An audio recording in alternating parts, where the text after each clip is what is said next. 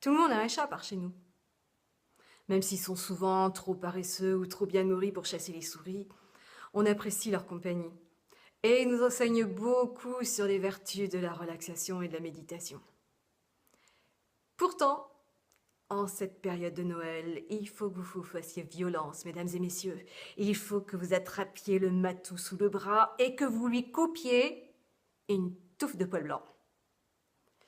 S'il n'a vraiment pas de poil blanc, alors il faut que vous lui mettiez le bout de la queue dans la cheminée et que vous lui roussissiez les poils.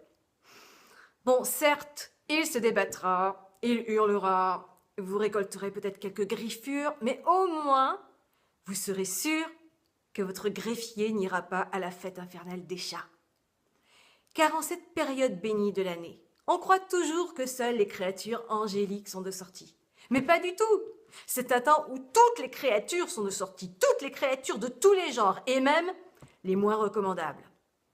Vous risquez de faire de très mauvaises rencontres en cette période de l'année. Mesdames et messieurs, je vous aurais prévenu. Évitez absolument les carrefours de campagne la nuit, surtout ceux où aboutissent plusieurs chemins, car ce sont les lieux de prédilection pour les fêtes infernales des chats. Tous les ans, tous les dimanches de l'Avent, les chats se précipitent, un peu avant minuit, à un rendez-vous que leur a donné le malin. Tous les chats de toute la région, de Saint-Sulpice, de Rabastens, de Gaillac, d'Albi, de Toulouse, de Roquemort, de Mézins, tous les chats, siamois, de vulgaires matous, des aristocrates titrés dans les concours, tous arrivent, sauf ceux à qui on a coupé une touffe de poil blanc ou à qui on a roussi le bout de la queue. Ceux-là restent dans le canapé, au coin du feu, en remâchant leurs griefs et en se jurant que l'année d'après, ils ne se feront pas avoir comme des débutants.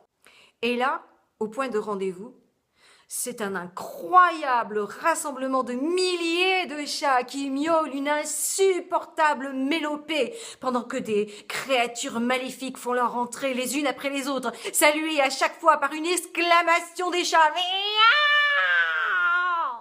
Mais qu'est-ce qu'ils y comprennent, les animaux, à Noël, grognait Petit Jean.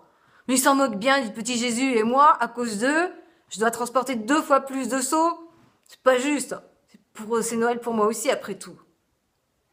Mais comme c'était un bon garçon obéissant, il fit ce que son père lui avait demandé de faire. Il prit les seaux, il s'habilla de pied en cap, mais quand il allait sortir de la maison, son père le rattrapa sur le seuil de la porte et lui dit « Petit Jean, attends! Écoute-moi bien. Tu portes la double ration de nourriture aux animaux, mais surtout, tu ne restes pas dans l'étable. Quoi qu'il advienne, quoi que tu entendes, tu ne restes pas dans l'étable et tu reviens aussi vite que tu pourras. »